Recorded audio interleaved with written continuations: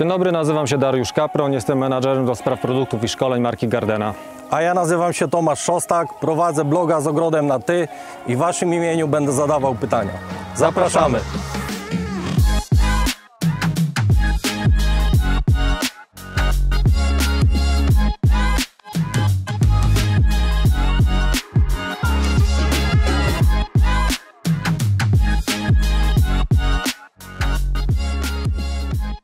Darku, powiedz, do czego służą pompy ogrodowe, jakie jest ich przeznaczenie i jak możemy je wykorzystać? Pompy ogrodowe charakteryzują się jakąś wydajnością, ale również dość dużym ciśnieniem. Dzięki temu pompy ogrodowe są w stanie nam zasilać zraszacze, pistolety. Możemy tą wodę podać na kilkadziesiąt metrów wężem ogrodowym, na końcu jeszcze zadziała zraszacz, czego nie potrafią na przykład pompy zanurzeniowe, które służą tylko do wypompowania. Tam mamy dużą wydajność, ale nie mamy ciśnienia. Te pompy nadają się do nawadniania, do mycia. Jak widzę tutaj na stole mamy dwa rodzaje pomp, dwie różne konstrukcje. Jak zatem możemy je wykorzystać, do czego służą? Jedne pompy są to pompy zanurzeniowe i tutaj mamy dwa modele takich pomp o różnych średnicach, o różnych parametrach, ale są to pompy, które wrzuca się do studni. Natomiast te pompy są to pompy napowierzchniowe. To są pompy, do których podłącza się wąż ssący i stoją na powierzchni obok studni i w ten sposób z nich korzystamy. Zaletą pomp zanurzeniowych jest to, że ich nie słychać podczas pracy, są pod wodą. Natomiast pompy tego typu są to naprawdę jedne z najcichszych pomp w swojej klasie, ale jednak my te pompy słyszymy, natomiast są to pompy o wiele bardziej mobilne i pompy napowierzchniowe wybieramy wówczas, gdy ta pompa jest przenoszona z działki do domu i zabieramy z powrotem. Czy te pompy mają różne parametry, różne ewentualnie moce, które powinniśmy wziąć pod uwagę przy wyborze?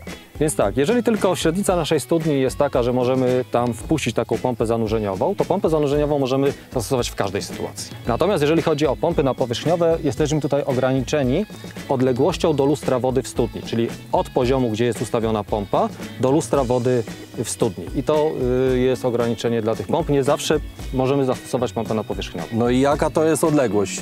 Jak ten parametr mniej więcej ma wyglądać, żebyśmy wiedzieli, którą pompę mamy wybrać? Producenci w opisach poszczególnych modeli podają tę odległość, czyli odległość zasysania. I zazwyczaj jest to 7-8 metrów. Gdy uruchomimy pompę, wężossącą pompa jest w stanie wytworzyć maksymalnie próżnię.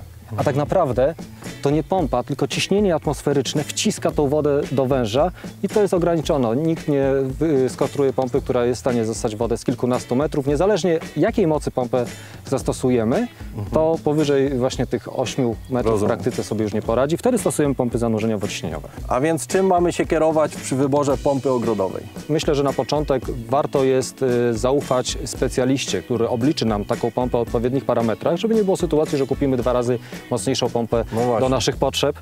Najważniejszy parametr to jest odległość, ale również ile zraszaczy chcemy podłączyć, bo spadek ciśnienia zależy przede wszystkim od ilości płynącej wody, a nie aż tak bardzo od odległości. Odległość oczywiście ma znaczenie, natomiast najważniejsze jest, czy to będą 2, 3 czy 4 zraszacze. No dobrze, to myślę, że przedstawiliśmy te informacje, które są tutaj jakby najistotniejsze. Spróbujemy, jak to działa. Dokładnie tak. I tak jak w przypadku pompy zanurzeniowej, montaż jest bardzo prosty, bo tak naprawdę na lince wystarczy tą pompę opuścić do studni i włożyć wtyczkę do gniazdka. Więc ja proponuję, żebyśmy się zajęli tym modelem pompy napowierzchniowej, gdzie szczególnie pierwsze uruchomienie tej pompy jest troszkę złożone. Rozumiem. Zapraszamy.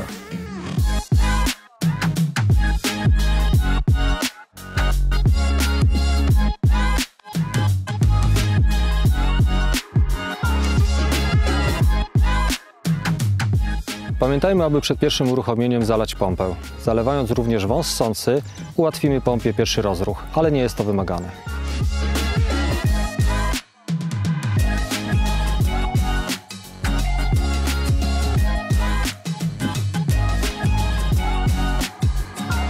Po stronie ssącej możemy już podłączyć armaturę, natomiast po stronie tłoczącej wąż ogrodowy, na którego końcu zamontujemy zraszacz.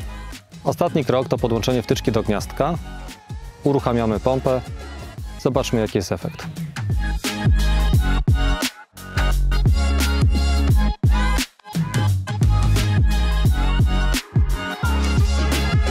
Mam nadzieję, że te wszystkie informacje, które staraliśmy się Państwu przekazać, pomogą w wyborze odpowiedniej pompy. Gdyby były dodatkowe jakieś pytania, bardzo prosimy zadawać je poprzez adres mailowy serwis@gardena.pl.